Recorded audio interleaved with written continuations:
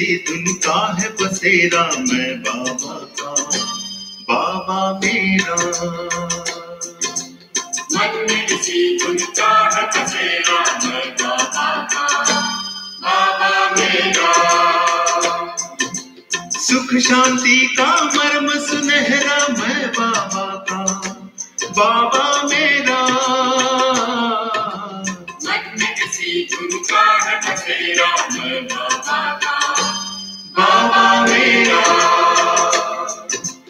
मन में किसी धुन का है बसेरा, मैं बाबा का, बाबा मेरा।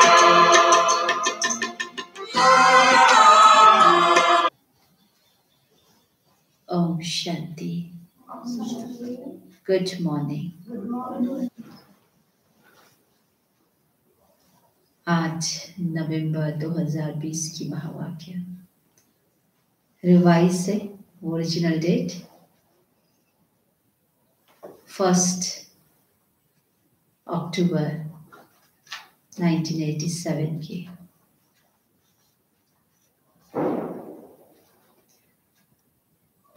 पूरा मुरली का सार है,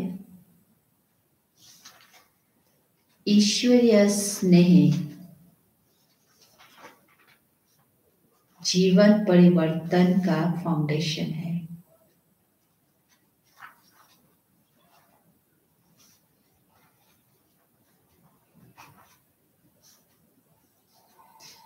आज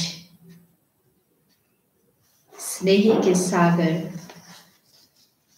अपने स्नेही बच्चों से मिलने आए हैं। बाप और बच्चों का स्नेह विश्व को स्नेह सूत्र में बांध रहा है। जब स्नेह के सागर और स्नेह संपन्न नदियों का मेल होता है तो स्नेह भरी नदी भी बाप समान मास्टर स्नेह का सागर बन जाती है। इसलिए विश्व की आत्माएं स्नेह के अनुभव से स्वतः ही समीप आती जा रही है।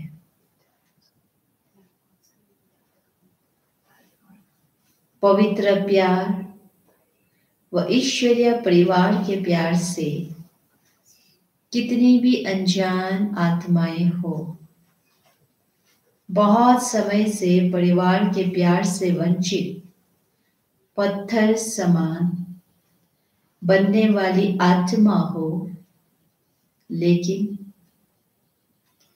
ऐसे पत्थर समान आत्माएं भी ईश्वरीय परिवार के स्नेह से पिघल पानी बन जाती है। यह ईश्वरीय परिवार के प्यार की कमाल। कितना भी स्वयं को किनारे करे, लेकिन ईश्वरीय प्यार चुंबक के समान स्वतः ही समीप ले आता है। इसको कहते हैं ईश्वरीय स्नेह का प्रत्यक्ष फल। कितना भी कोई स्वयं को अलग रास्ते वाले माने, लेकिन ईश्वरीय स्नेह सहयोगी बनाए आपस में एक तो आगे बढ़ने के सूत्र में बांध देता है।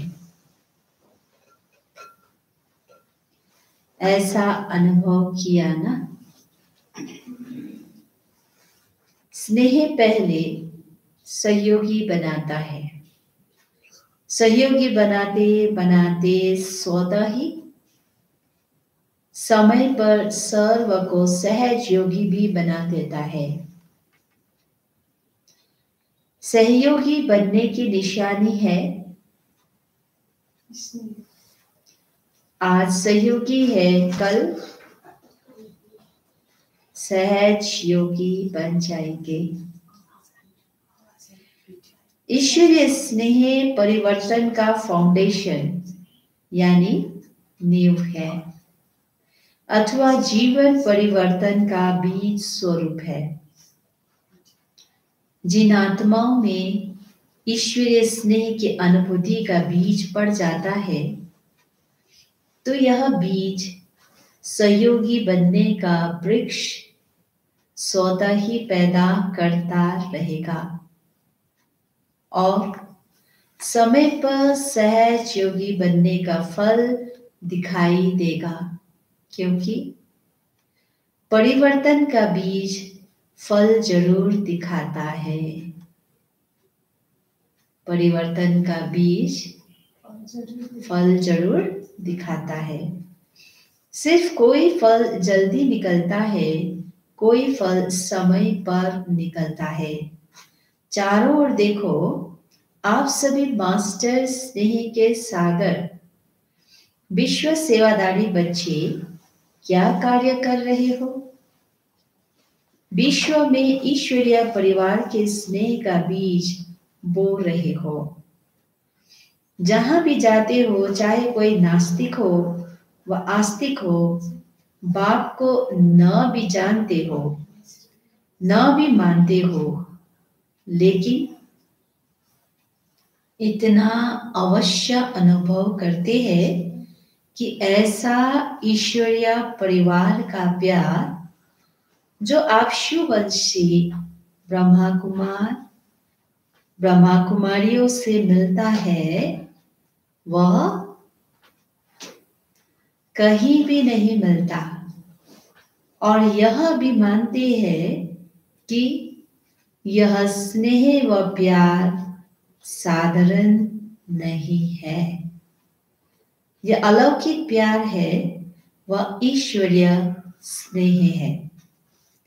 तो इनडायरेक्ट नास्तिक से आस्तिक हो गया ना। ईश्वरीय प्यार है तो वह कहां से आया? किरणें सूर्य को स्वतः ही सिद्ध करती है। ईश्वरीय प्यार, अलौकिक स्नेह, निस्वार्थ स्नेह स्वतः ही दाता बाप को सिद्ध करता ही है। इनडायरेक्ट ईश्वरीय स्नेह के प्यार द्वारा स्नेह के सागर बाप से संबंध जुट जाता है, लेकिन जानते नहीं है, क्योंकि बीज पहले गुप्त रहता है। वृक्ष स्पष्ट दिखाई देता है।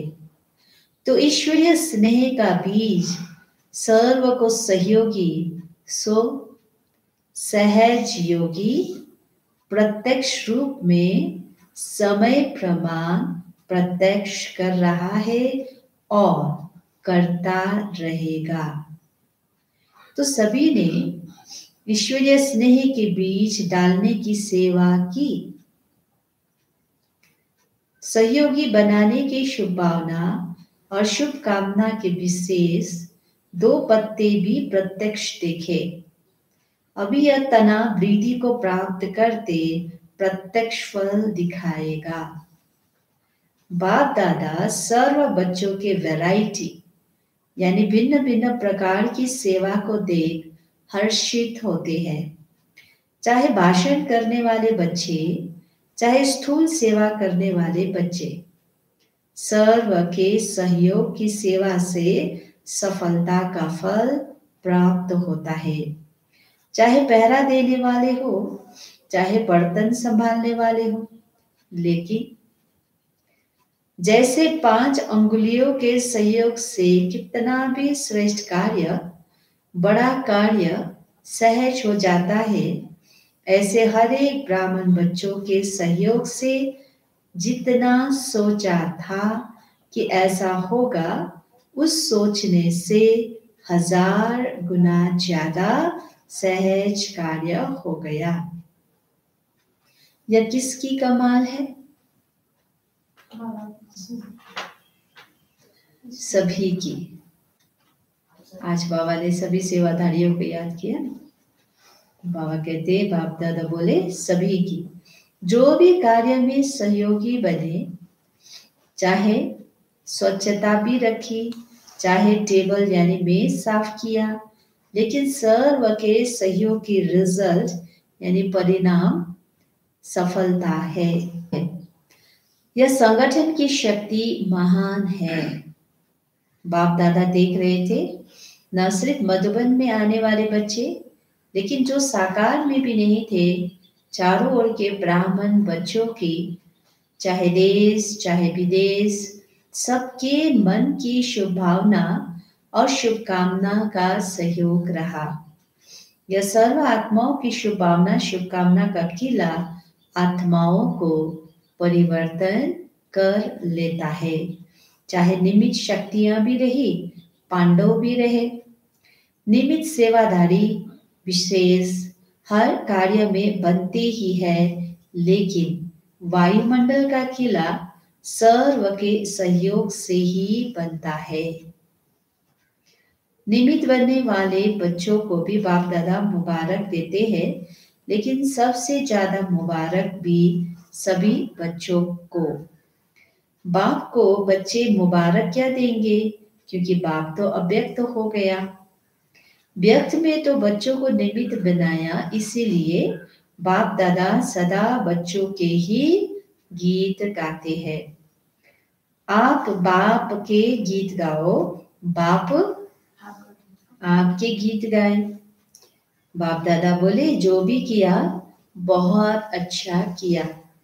भाषण करने वालों ने भाषण अच्छे किए, स्टेज सजाने वालों ने स्टेज अच्छी सजाई, और विशेष योग युक्त भोजन बनाने वाले, खिलाने वाले, सब्जी काटने वाले रहे।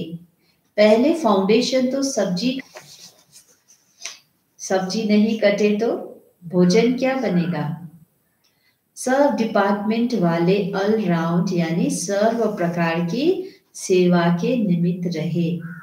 सुनाया ना, अगर सफाई वाले सफाई नहीं करते तो भी प्रभाव नहीं पड़ता। हर एक का चेहरा ईश्वरीय स्नेह संपन्न नहीं होता तो सेवा की सफलता कैसे होती।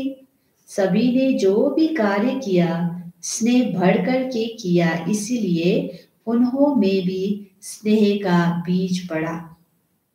उमंग उत्साह से किया, इसीलिए उन्हों में भी उमंग उत्साह रहा। अनेकता होते भी स्नेह के सूत्र के कारण एकता की ही बातें करते रहे। यह वायुमंडल के छत्र छाया की विशेषता रही। वायुमंडल छत्र छाया बन जाता है, तो छत्र छाया के अंदर होने के कारण कैसे भी संस्कार वाले स्नेह के प्रभाव में समाये हुए थे। समझा। सभी की बड़े ते बड़ी ड्यूटी, बाप दादा बोले जिम्मेवारी थी। सभी ने सेवा की, कितना भी वो और कुछ बोलने चाहे तो भी बोल नहीं सकते, वायुमंडल के कारण। मन में कुछ सोचे भी लेकिन मुख से निकल नहीं सकता, क्योंकि प्रत्यक्ष आप सबकी जीवन के परिवर्तन को देख उन्हों में भी परिवर्तन की प्रेरणा स्वतः ही आती रही। प्रत्यक्ष प्रमाण देखा ना, शास्त्र प्रमाण से भी सबसे बड़ा प्रत्यक्ष प्रमाण है। प्रत्यक्ष प्रमाण के आगे और सब प्रमाण समा जाते हैं। यह रही सेवा की रिजल्ट। अभी भी उसी स्नेह के सहयोग की विशेषता से और समीप लाते रहेंगे तो और भी सहयोग में आगे बढ़ते जाएंगे। फिर भी प्रत्यक्षता का आवाज बुलंद तभी होगा जब सब सत्ताओं का सहयोग होगा। विशेष सर्व सत्ताएं जब मिलकर एक आवाज बुलंद करे तभी प्रत्यक्षता का पर्दा विश्व के आगे खुलेगा।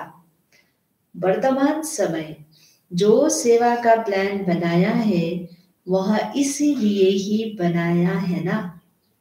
सभी वर्ग वाले अर्थात सत्ता वाले संपर्क में सहयोग में आए, स्नेह में आए तो फिर संबंध में आकर सहयोगी बन जाएंगे। अगर कोई भी सत्ता सहयोग में नहीं आती है तो सर्व के सहयोग का जो कार्य रखा है वह सफल कैसे होगा। अभी फाउंडेशन पड़ा विशेष सत्ता का। धर्म सत्ता सबसे बड़ी सत्ता है ना। उस विशेष सत्ता द्वारा फाउंडेशन आरंभ हुआ।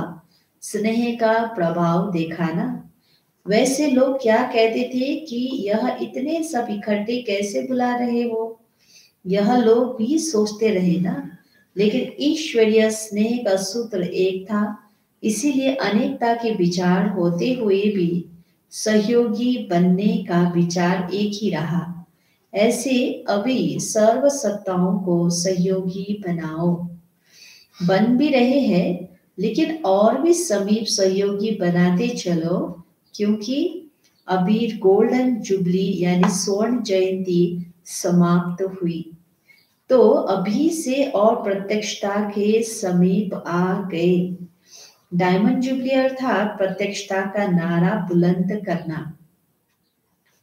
तो इस बरस से प्रत्यक्षता का पर्दा अभी खुलने आरंभ हुआ है। एक तरफ विदेश द्वारा भारत में प्रत्यक्षता हुई, दूसरे तरफ निमित्त महामंडलेश्वर द्वारा कार्य की श्रेष्ठता की सफलता।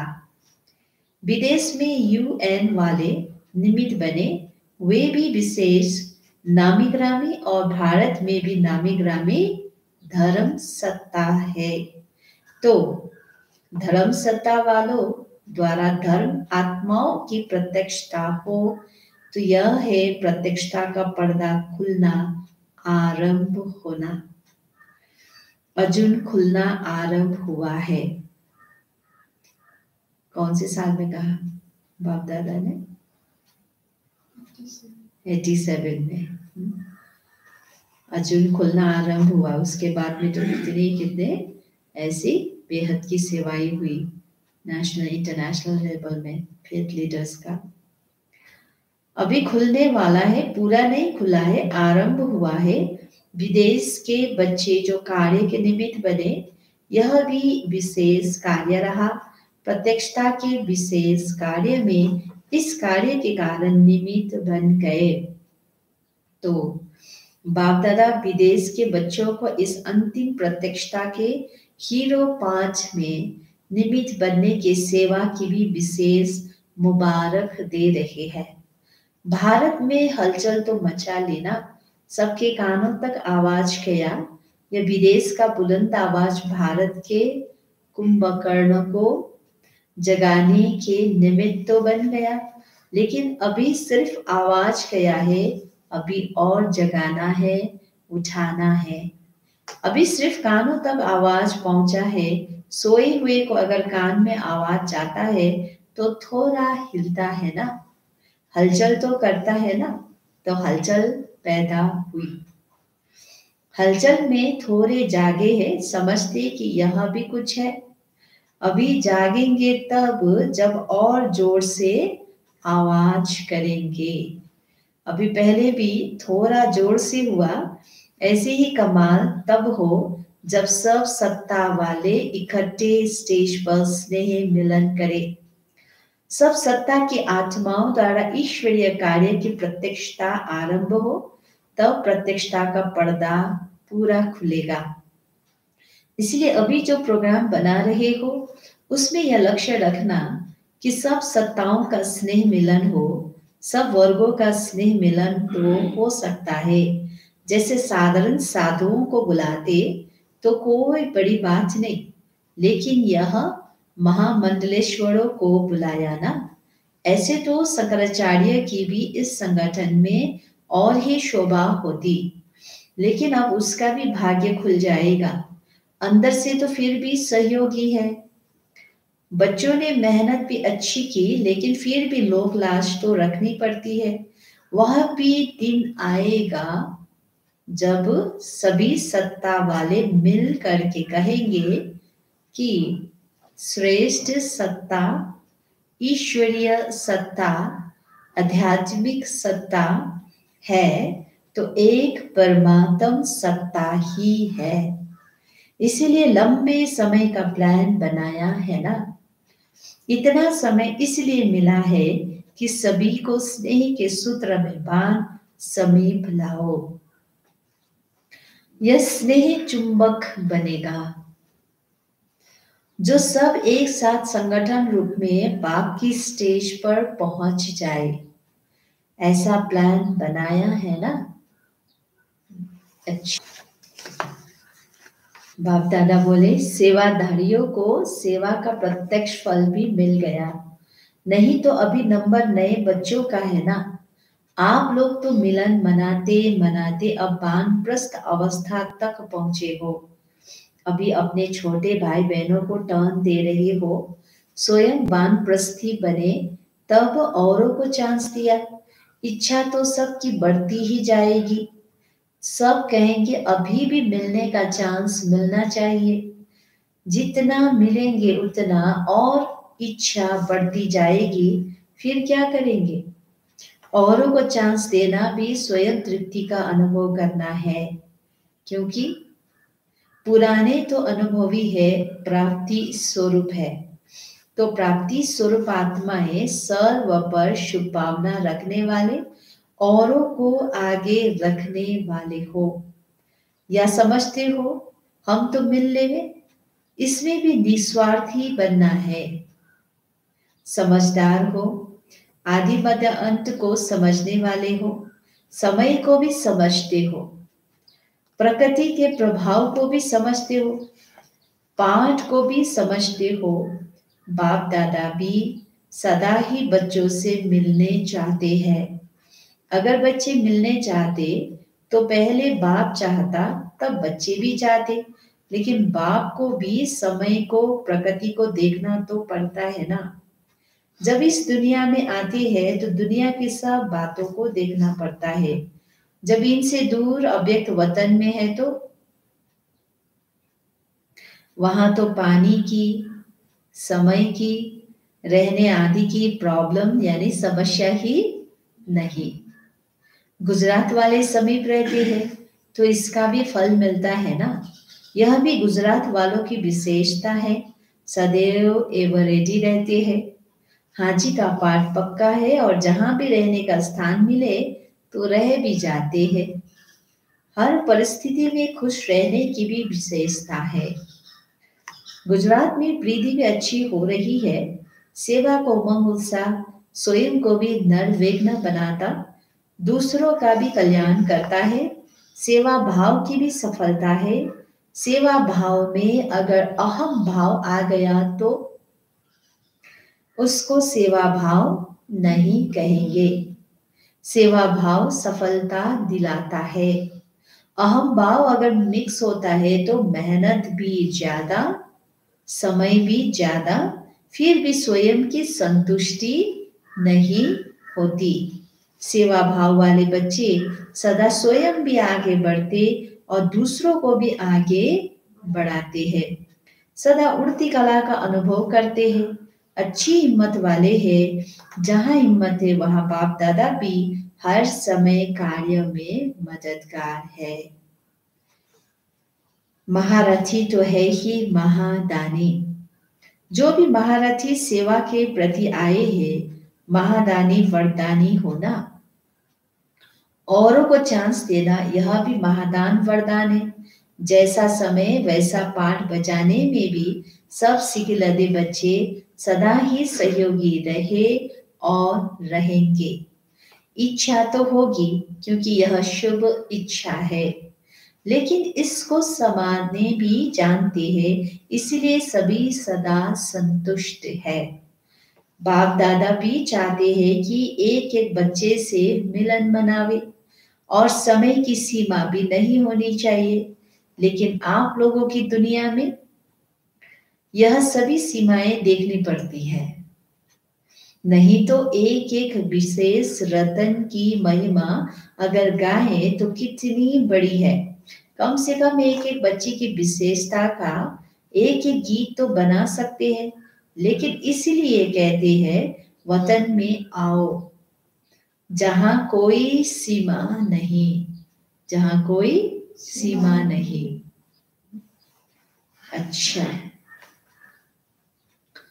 बाप दादा बोले सदा ईश्वरीय स्नेह में समाये हुए, सदा हर सेकंड सर्व के सहयोगी बनने वाले, सदा प्रत्यक्षता के पर्दे को हटाए, बाप को विश्व के आगे प्रत्यक्ष करने वाले, सदा सर्व आत्माओं को प्रत्यक्ष प्रमाण स्वरूपन आकर्षित करने वाले, सदा बाप और सर्व के हर कार्य में सहयोगी बन एक का नाम वाला करने वाले, ऐसे विश्व के इष्ट बच्चों को, विश्व के विशेष बच्चों को बाप दादा का अति स्नेह संपन्न याद प्यार, साथ साथ सर्व देश विदेश के स्नेह से बाप के सामने पहुंचने वाले सर्व समीप बच्चों को सेवा की मुबारक के साथ साथ बाप दादा का विशेष याद प्यार स्वीकार हो। रूहानी बच्चों की रूहानी बाप दादा को याद प्यार को और नमस्ते नमस्ते नमस्ते। आज का वरदान है, नॉलेजफुल की विशेषता द्वारा संस्कारों के टक्कर से बचने वाले कमल पुष्प समान न्यारे व साक्षी भव। नॉलेजफुल की विशेषता द्वारा संस्कारों के टक्कर से बचने वाले कमल पुष्प समान न्यारे व साक्षी भव। संस्कार तो अंत तक किसी के दासी के रहेंगे, किसी के राजा के। संस्कार बदल जाए यह इंतजार नहीं करो, लेकिन मेरे ऊपर किसी का प्रभाव न हो, क्योंकि एक तो हर एक के संस्कार भिन्न है, दूसरा माया का भी रूप बनकर आते हैं। इसीलिए कोई भी बात का फैसला मर्यादा की लकीर के अंदर रहकर करो। भिन्न भिन्न संस्कार होते हुए भी टक्कर न हो, इसके लिए नॉलेजफुल बन कमल पुष्प समान न्यारे व साक्षी रहो। ऐसा इंतजार नहीं करना है कि इसका संस्कार चेंज हो जाए तो फिर हम ये करें, हम सेवा में फिर बाद में जाएंगे, ऐसा नहीं। बाबा कहते हैं बस संस्कार अपना अपना है, टक्कर नहीं होनी चाहिए, प्रभाव नहीं होनी चाहिए ना। सिर्फ नॉलेजफुल बनना है और कमल फूल समान डिटैच रहकर फिर साक्षी होके देखना है। ठीक है। स्लोगन है, हठ व मेहनत करने के बजाय, हठ व मेहनत करने के बजाय रमणीकता से पुरुषार्थ करो। हठ व मेहनत जबरजस्ती गर्छ नि कतिजनाले, त्यस्तो प्रकारले होइन, पुरुषार्थ कसरी गर्नु, खुसीले गर, आनन्दित भएर गर, उमङ्ग उत्साहले, रमणीक भएर। त्यसो गरे के हुन्छ, हर पल मैले इन्जोय पनि गर्न सक्छु, अनि अर्को उमङ्ग उत्साहले के हुन्छ, सबै चिज राम्रो हुन्छ। ओम शान्ति।